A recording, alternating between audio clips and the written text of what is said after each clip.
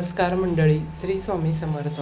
हिंदू पंचांगानुसार सन 2026 अत्यंत महत्त्वाचा असणार आहे.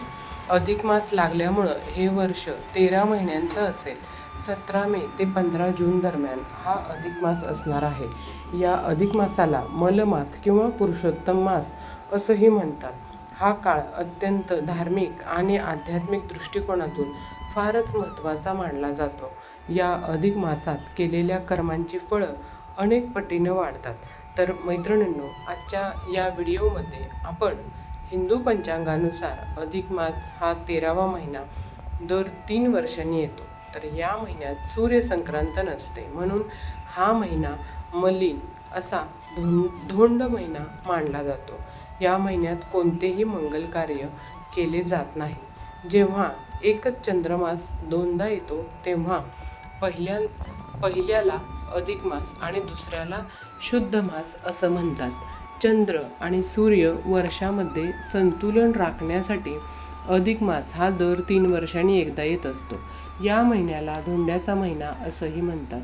हा महिना भगवान विष्णूंना समर्पित आहे. नकारात्मकतेला तुमच्या जीवनावर प्रवाह टाकून राहण्यासाठी किंवा रोखण्यासाठी या महिन्यात काही नियमांचं पालन केलं पाहिजे. ते नियम काय आहेत ते आपण व्हिडिओमध्ये पुढे जाणून घेणार आहोत. त्यासाठी चॅनलवरती नवीन असाल तर चॅनलला सबस्क्राईब नक्की करा. यातील पहिला नियम हा अधिक महिना या पवित्र महिन्यात भगवान विष्णूंच्या उपासनेला विशेष महत्त्व आहे. ओम नमो भगवते वासुदेवाय या मंत्राचा जप केल्यानं मानसिक शांती आणि पुण्य याचा अत्यंत लाभ मिळतो.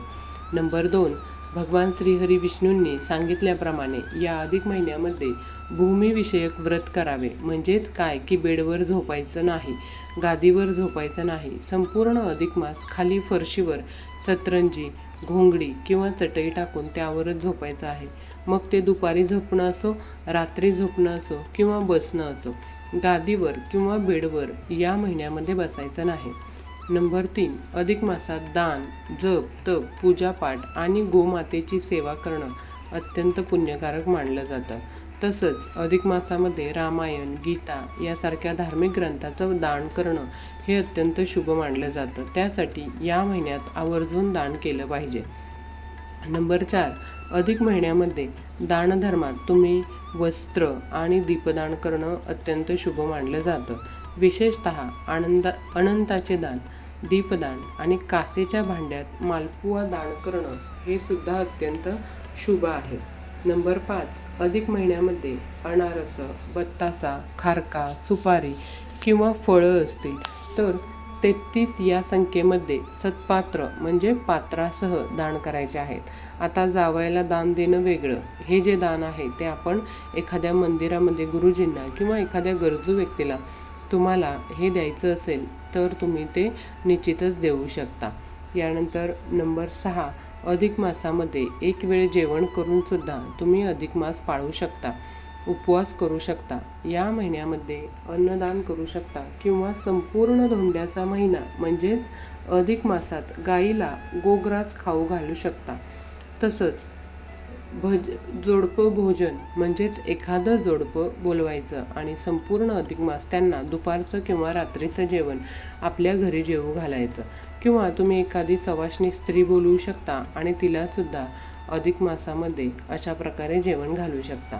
नंबर 7, अधिक महिन्यात आवळी स्नान करू शकता, तीर्थस्नान करू शकता. आता तीर्थस्नान तर आपण दररोज काही करू शकत नाही. मग काय करायचं? अधिक मास सुरू होण्याच्या अगोदरच पूजा साहित्याच्या दुकानामधून आपल्याला गंगाजल आणून आपल्या घरामध्ये ठेवायचं आहे. तुमच्या घराच्या आजूबाजूला कुठे एखादं तीर्थक्षेत्र असेल, तिथं नदी असेल तर त्या नदीचं पाणी घरी आणून ठेवायचं आणि संपूर्ण अधिक मास म्हणजे रोज आंघोळीच्या पाण्यामध्ये ते पाणी थोडंसं मिक्स करायचं आणि त्या पाण्याने स्नान करायचं आहे. अशा प्रकारे तुम्ही गंगा स्नान करू शकता. नंबर 8, या महिन्यात धरण पारणं भोजन व्रत करू शकतो. म्हणजे काय बघा, एक दिवस जेवण करायचं, एक दिवस उपवास करायचा. हे व्रत पण तुम्ही करू शकता किंवा आपण दुसऱ्या पद्धतीने देखील धरणं पारणं करू शकतो. ते म्हणजे दिवसातून फक्त एकदा जेवण करायचं, म्हणजे आपण संध्याकाळी एकदा जेवण करायचं असं देखील करू शकता. याबद्दलचा सविस्तर व्हिडिओ तुम्हाला आपल्या चॅनलवरती मिळेल.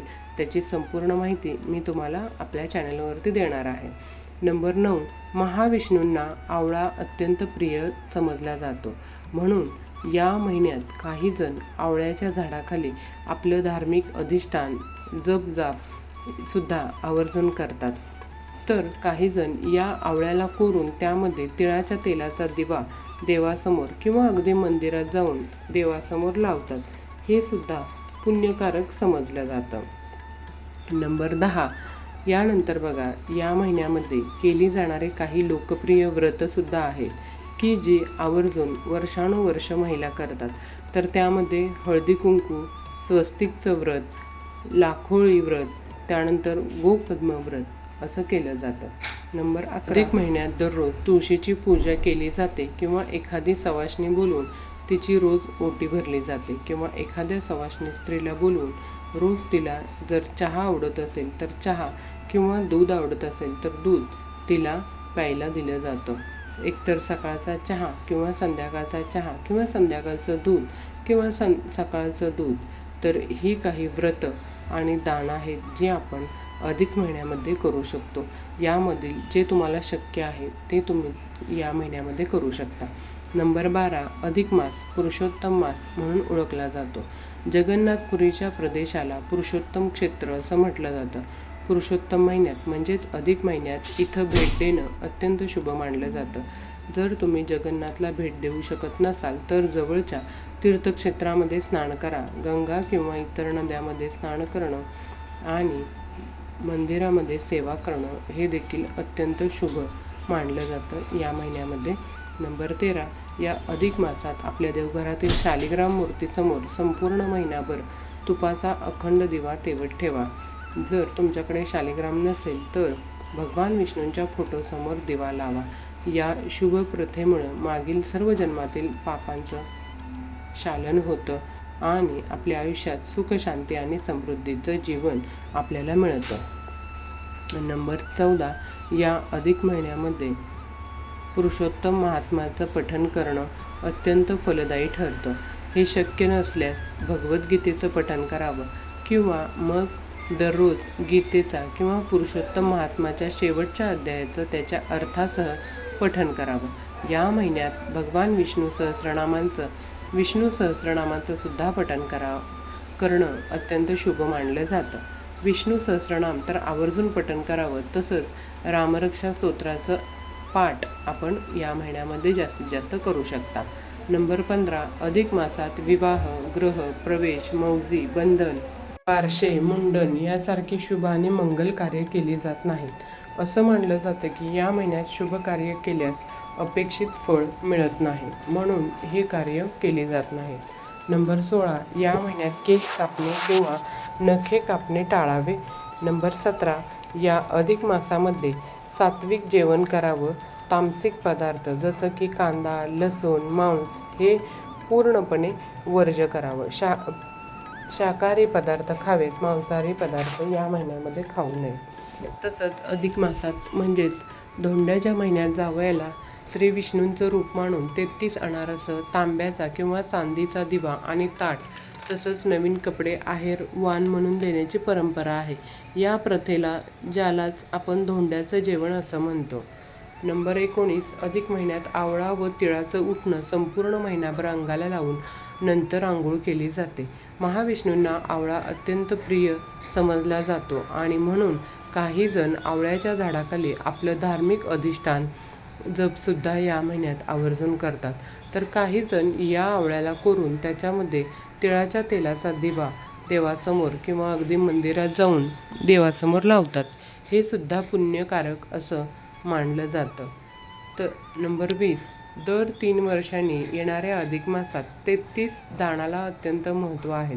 दान देताना तुम्ही 33 अनारसं, 33 बत्तासे, 33 रेवड्या, 33 मोदक, 33 बर्फी, सप्तधान्य अशी दिली जातात.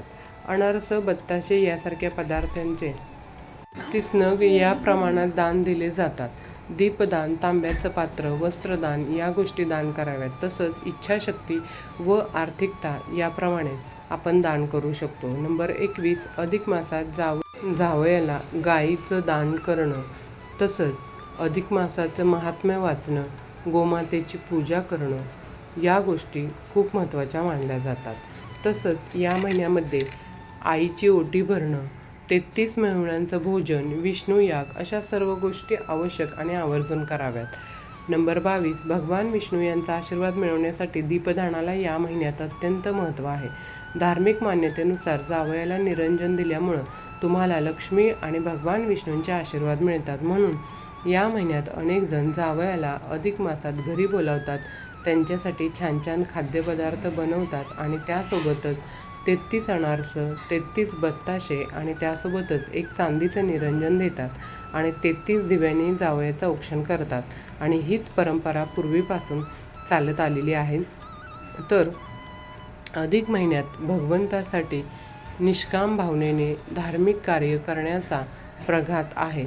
त्यामुळं आपल्या हातून घडलेल्या कळत नकळत चुकांचे प्रायश्चित्त करून त्यातून मुक्त होऊन पुण्य कमवण्याचा राजमार्ग याच अधिक महिन्यात आहे. आणि म्हणूनच असं म्हटलं जातं की दर 3 वर्षांनी येणाऱ्या या अधिक महिन्यात आपल्याकडून स्वतःची आत्मशुद्धी करून घेण्याची ही मोठी पर्वणीच आहे.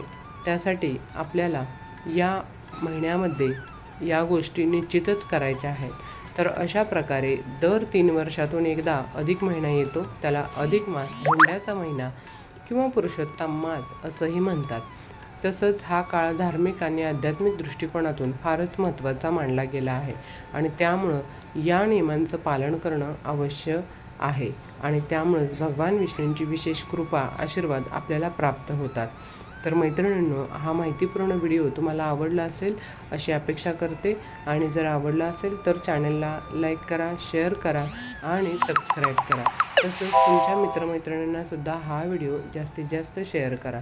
व्हिडिओ आवडला असेल तर धन्यवाद आणि हा व्हिडिओ संपूर्ण पाहिल्याबद्दल मनापासून आभारी आहे. धन्यवाद.